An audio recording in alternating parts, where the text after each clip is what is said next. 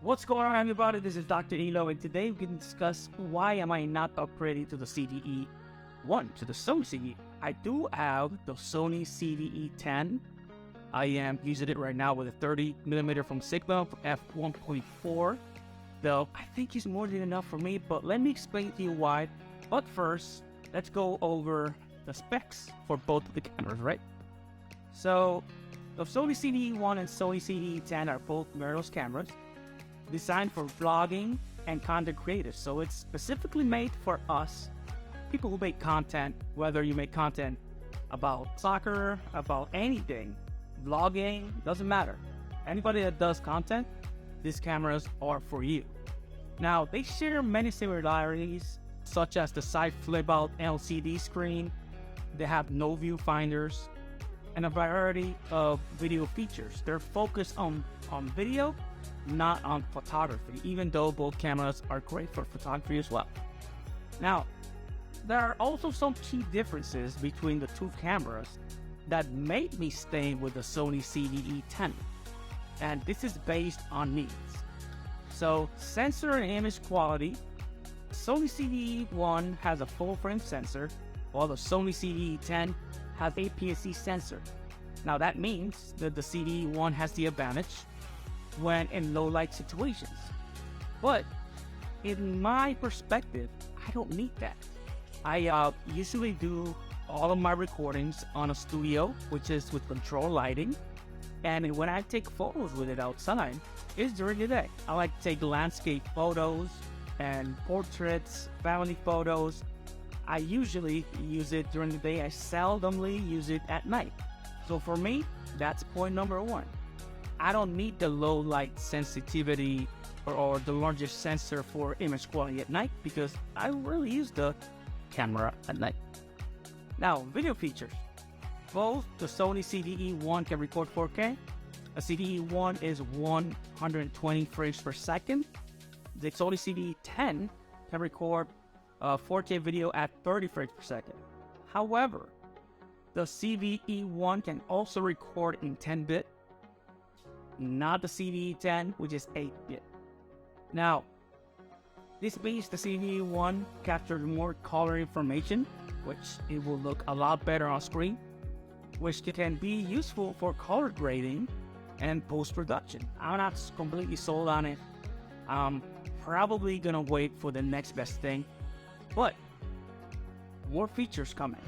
Now, the Sony ZV-E1 and the Sony ZV-E10, they both have fast and accurate autofocus systems, but the Sony ZV-E1 has a newer autofocus system based on AI.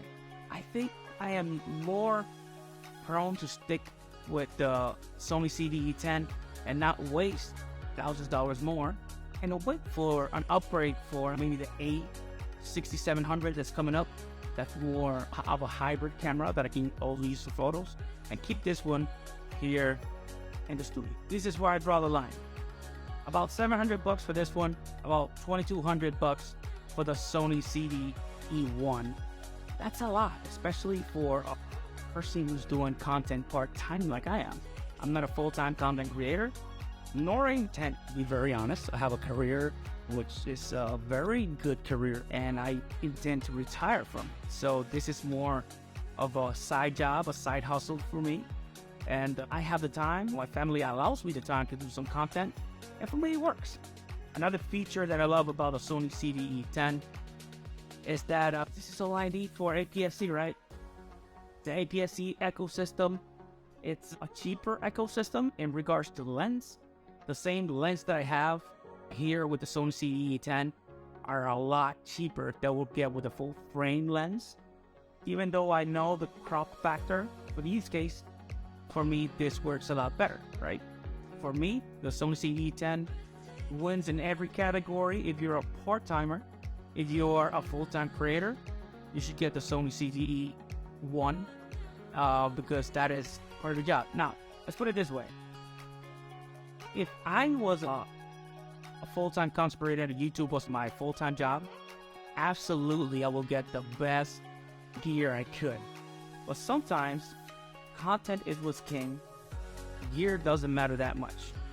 So if I can do what I'm doing with this camera, and nobody has complained about the camera quality of the Sony ZV-E1, specifically with the Sigma lens that I have, the 16 and I have the 13 millimeters, which I'm using right now, are both amazing lens. I don't see a reason for me to step up and take money out of my pocket, because it's not out of the business.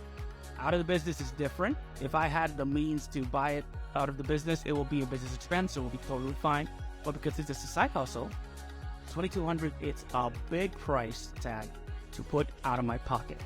Now, $700 like this camera and lens, I can buy all the lens I want, and then probably I will reach the $2,200 from the Sony ZV-E1. But basically, I don't want to spend the thousands of dollars on it.